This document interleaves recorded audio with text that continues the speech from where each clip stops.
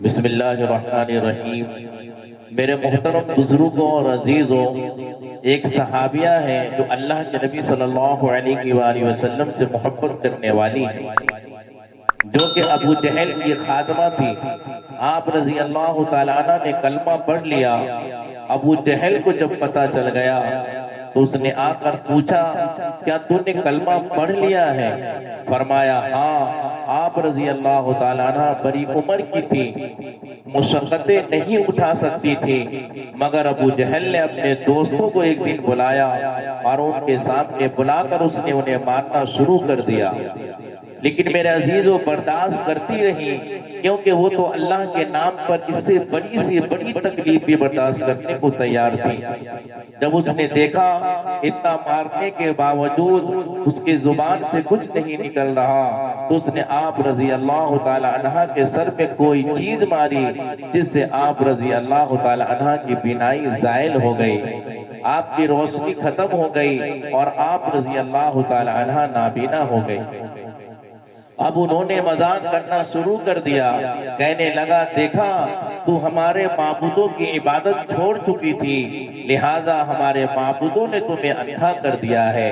میرے عزیزوں مار برداشت کر چکی تھی، مشقتیں اٹھا چکی تھی، یہ سب سزائیں برداشت کرنا آسان تھا، مگر جب انہوں نے یہ بات کہی تو آپ رضی اللہ تعالیٰ عنہ برداشت نہ کر سکی، چنانچہ فوراً طرف اٹھی، اسی وقت کمرے میں جا کر سجدے میں گر گئی اور اپنے محبوب حقیقی سے راز و نیاز کی بات کرنے لگ گئی۔ عرض کیا اے اللہ، انہوں نے مجھے سزائیں دی تو میں نے برداشت کی، وہ میری ہڈیاں بھی توڑ دیتے، وہ میرے جسم کے ٹکڑے ٹکڑے کر دیتے، میں یہ سب کچھ برداشت کرنے کو تیار تھی، مگر تیری شان میں گستاخی کی کوئی بات برداشت نہیں کر سکتی۔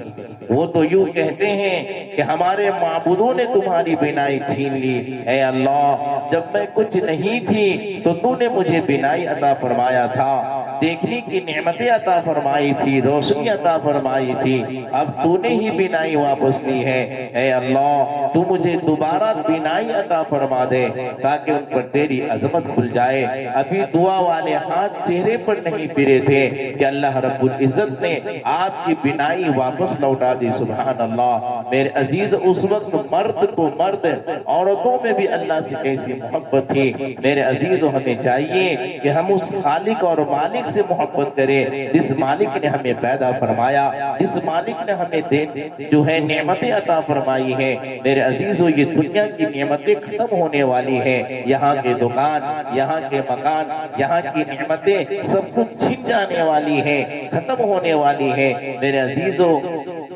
جو ہمیشہ کام آنے والا ہے وہ آخرت کا مسئلہ ہے۔ ہمیں چاہیے کہ اس دنیا میں رہ کر میرے عزیزوں ہم آخرت کی فکر کریں۔ دنیا کی چیز صرف میرے عزیز دنیا تک کے لیے ہے۔ اللہ کرے کہ اللہ تبارک و تعالی ہم سب کو آخرت کی فکر کی توفیق عطا فرمائے اور اللہ سے محبت کرنے کی توفیق عطا فرمائے۔